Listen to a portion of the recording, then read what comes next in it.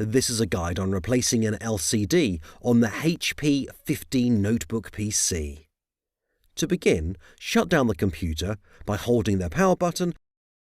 Remove the battery if it is easily accessible. Proceed on removing the bezel.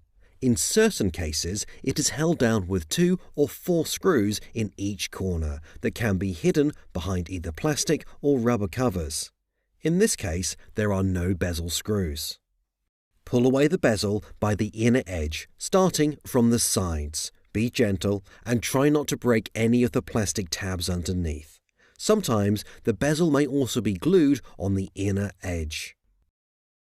You may need to open the clamshell fully to unsnap the hinge covers portion of the bezel. Set the bezel aside.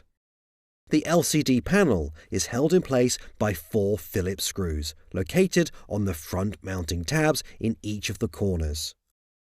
Remove the 2 bottom screws, then the 2 top screws. Put plastic or paper on the keyboard to protect the screen from scratching. Place the LCD panel on the keyboard.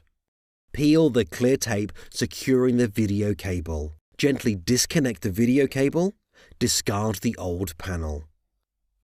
Take the new LCD screen and remove the protective film. Place the new LCD panel face down on the keyboard. Reconnect the video cable and secure it with clear tape.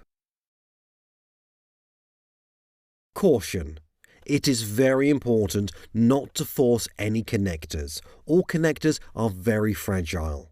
You must not slant the video connector when plugging it in.